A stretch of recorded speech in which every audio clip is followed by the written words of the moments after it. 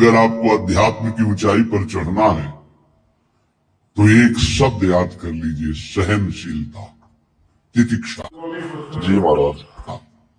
इसको सदैव जीवन में एक श्लोक गंगा किनारे हमें जीने की सामर्थ्य देता था। जब कभी हमें प्रतिकूलता दुख प्राय मिलते ही थे तो ये श्लोक, यम ही न व्यथ्यन्ते ते पुरुषम पुरुषर्षभ सम दुखा सुखाधीरम स्वामृत अमृतत्वाय कल्पते, वो अमृत पद का अधिकारी हो जाता है जो आए हुए सारी व्यथाओं को दुखों को मौन होकर सह लेता है, वो भगवान को प्राप्त होता है। जहां कोई कष्ट होता बस यम ही न व्यथ्यन्ते ते पुरुषम पुरुषर्षभ सम दुखा सुखाधीरम स्वमृतत्वाय कल्पते। हमें सहना है, हमें भगवत प्राप्ति करनी। अरे छोड़ो, इसने मारा, इसका कर्म जाने, सो चलो आगे, चलो आगे बढ़ो। भूख, जी महाराज, ऐसे ही करते हैं। प्यास, गर्मी, सर्दी, मान अपमान, दुख सुख, ये सब इस मार्ग के यात्री को मिलते ही है। और जो इसको सह गया वो जगत पावन करने वाला महात्मा बन जाता है। वो मम भक्ति युक्तो भुवनम पुनात, लोक के लोक को पावन कर सकता है जो भगवान के चरणारविंद में अपने चित्त को अर्पित कर दिया। इसलिए दुख ही हृदय, चाहे जितना दुख पड़े प्यारे, किसी से मत कहो, किसी से मत, चुपचाप मौन होके सह जाओ। तुम्हारा स्वामी विधान करके तुम्हें दुख भेजा है तो बहुत बड़ा उसमें कोई सुख है। वो मंगल भवन है, तुम्हारा मंगल होने नहीं दे सकता। दिखाई दे सकता है कि अब अमंगल हो गया हमारा, अमुक अमुक अमुक, कुछ नहीं। धैर्य पूर्वक अपने मार्ग में सीधे चलते रहो। उसका विधान आया है, वो दुखद हो या सुखद, सुखद है तो हर्षित मत हो, दुखद है तो शोकित मत हो, आगे बढ़ो। देखो ये जी महाराज, ऐसा ही करेंगे। अध्यात्म है, ये कमर कस लो कि इस जन्म में मुझे इस भव समुद्र से पार होना ही है। ये जो कमजोर दिल के होते हैं ना, अनुकूलता जहां मिली तो बोले जब से हमने भक्ति शुरू की सब काम चकाचक बन रहे। ये भक्ति का फल नहीं है, भूल मत करना। ये तुम्हारे सुकृत चल रहे हैं इसलिए है। और जिस दिन दुष्कृत का फल आएगा उस दिन भक्ति करते हुए भी कदम रखना मुश्किल हो जाएगा। पग पग पर तुम्हें दुख मिलेगा। इस सिद्धांत को समझ लीजिए तो कभी आप निराश नहीं होंगे, शूरवीर होकर आगे बढ़ते रहेंगे। जो हमारी भक्ति है नई फसल है, और इस फसल की जो आनंद वृत्ति है वो भगवदानंद है, ज्ञानानंद है, अखंडानंद है, प्रेमानंद है। वो भोगानंद नहीं है, विषयानंद नहीं कि भगवान की बड़ी कृपा जो चाहो भोग मिल गए। ये सुकृतों के फल है। ये सुकृत और दुष्कृत दोनों को यही नष्ट कर दो और निकल चलो भगवान की परम धाम में, जहां नित्य सेवा सुख का आनंद सहचर्या ले रही है। जी महाराज, ऐसा ही होता है, ऐसे ही भगवान की हम प्रार्थना करते हैं। श्रीपाद कह रहे, संतर्जयस ताड़यन, कोई मुझे बहुत डांटे भर्त्सना करे और ताड़यन पिटाई भी कर दे, मुझे कुछ कभी शिकायत नहीं करनी प्रभु से। देख रहे हैं ना, वो उन्होंने विधान किया है ना कि इसको पीटो, तो हम चुपचाप पीट लेंगे, किसी से नहीं कहना। रहीमन मन की मन व्यथा रखिए मन में गोए, सुनिठ लई है लोग सब बाट में। इसीलिए असंगो हम, असंग किससे कहें अपने दुख सुख की बात। अपना दिल तो दिलवर को दे दिया, जो बीते सो दिल तो उनके पास हो, तो जाने दुख सुख की बात, हम क्या जाने। हम तो बस आपके हैं। मौन, अपने विषय में न सुख की बात करे न दुख की। मौन बात करे तो प्रभु की करे, नहीं तो मौन।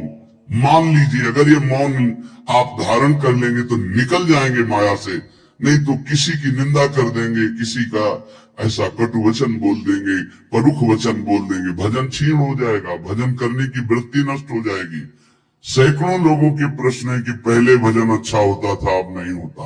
उसमें दो बातें होती है। कौन कौन सी दो बातें होती है महाराज जी? एक तो भजन की ऐसी भूख बढ़ गई है कि अब उतने भजन से नहीं और भजन होना चाहिए। ये उत्तम महापुरुषों की कृपा पात्र भक्तों की वृत्ति होती है। और एक होता है कि आपसे वैष्णव अपराध बन गया, कुसंग हो गया, इस कारण से ऐसा। अगर आपके हृदय में कोई दोष वृत्ति नहीं हो, फिर भजन में ऐसा लगता है कि मेरे से बहुत कम भजन होता है। वैसा भजन नहीं होता जैसा होना। ऐसा बड़े बड़े महापुरुषों को भी अनुभव होता है। ये कोई निंदनीय बात नहीं है, वंदनीय बात है।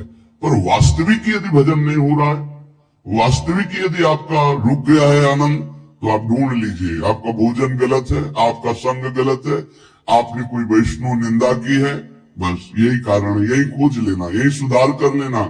किसी से क्षमा याचना की जरूरत नहीं। अंदर देखो और आचार्य गुरु से प्रार्थना करो, सब ठीक हो जाएगा। बड़े कृपालु है। जिन्होंने अपराधी मुझ जैसे को घसीटा तो अब अपराध बन जाएगा तो थोड़ी छोड़ देंगे वो।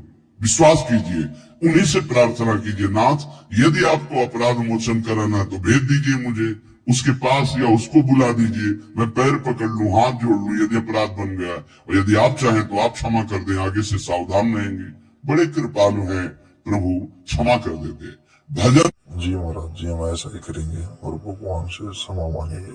उनकी वृत्ति को रुकना, ये सहन मत कीजिए। समय नहीं है कि आज नहीं तो कल भजन चल पड़ेगा। नहीं, तुरंत वाचिक में आ जाइए, तुरंत वाणियों का गायन कीजिए, नाम कीर्तन कीजिए, ढूंढिए अपराध क्या बना जो आंतरिक हमारा भजन रुक गया, और प्रभु से प्रार्थना करके उसको चलवाइए।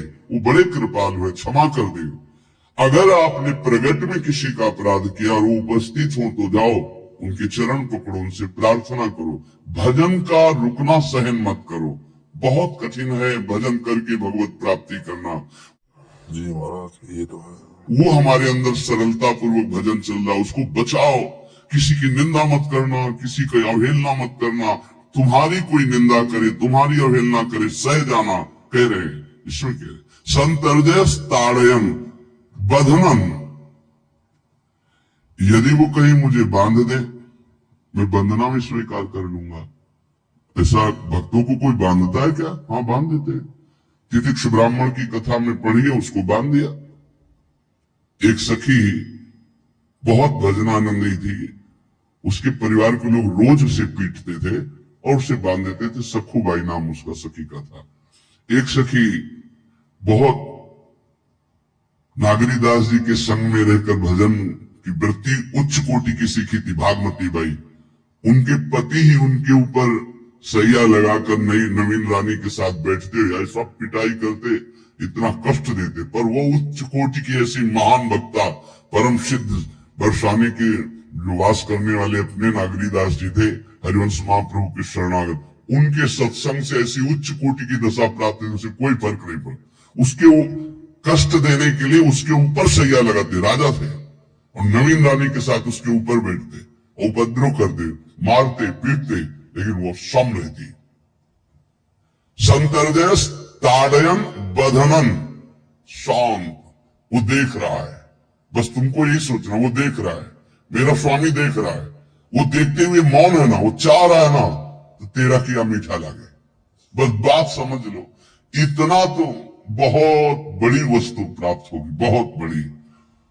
एक मिट्टी जब कुम्हार को अर्पित हो जाती है तो पीट पीट कर एक छोटा राई भर भी दाना नहीं रहने देता, क्योंकि राई भर भी अगर दाना रहा वहीं से मटकी फूट जाएगी। राई भर भी अहंकार रहा वहीं से भक्ति रस निकल जाएगा। पीट पीट के उसको एकदम बराबर, फिर भी चैन नहीं, जल डाल के रौंदा, फिर भी चैन नहीं, हाथों से मल कर अपने अनुसार बनाया, फिर चाक पे चढ़ाया, जो चाहा आकार दिया, सूर्य के ताप में तपाया, फिर उसको दहकती हुई आवे के बीच में रख के पकाया, फिर उसमें रस रखने लायक क्षमता आ गई उस मिट्टी में। ऐसे ही हम जब संत महापुरुषों को, श्री भगवान को समर्पित होते हैं तो ये सब होगा।